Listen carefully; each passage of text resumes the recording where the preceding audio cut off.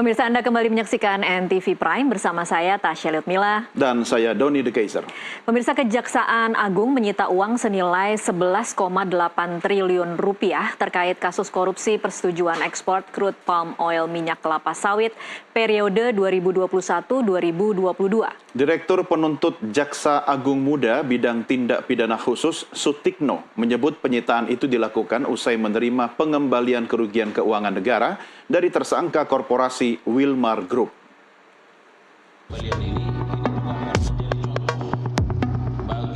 Kejaksaan Agung menyita uang 11,8 triliun rupiah dari korporasi Wilmar Group dalam kasus tindak pidana korupsi pemberian fasilitas ekspor CPO dan turunannya di industri kelapa sawit pada tahun 2022. Kejagung memamerkan sebagian uang hasil sitaan senilai 2 triliun rupiah dalam pecahan Rp100.000 dan berpengepalkan sejumlah 1 miliar rupiah. Direktur Penuntut Jaksa Agung Muda bidang tindak pidana khusus Sutikno menyebut penyitaan itu dilakukan usai menerima pengembalian kerugian keuangan negara dari tersangka korporasi Wilmar Group.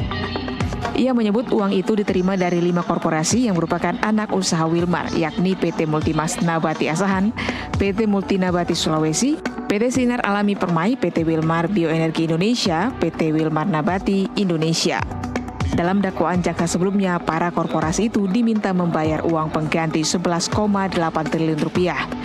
Rinciannya, hasil keuntungan tidak sah sebesar 1,6 triliun rupiah, kerugian keuangan negara 1,6 triliun rupiah, dan kerugian sektor usaha dan rumah tangga 8,5 triliun rupiah.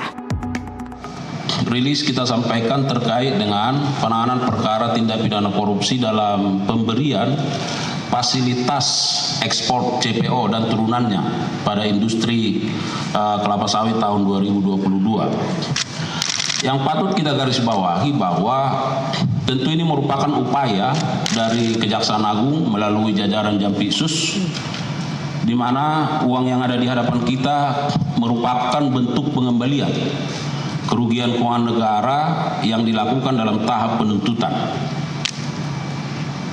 Ya. Oleh karenanya, karena perkara ini belum berkekuatan hukum tetap, maka kami melakukan penyitaan terhadap uang yang dikembalikan dimaksud.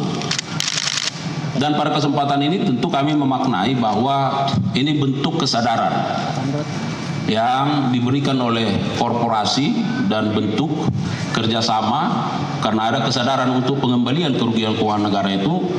Dan tentu kami juga mengapresiasi dan menghormati serta menghargai atas apa yang menjadi sikap dari korporasi dimaksud.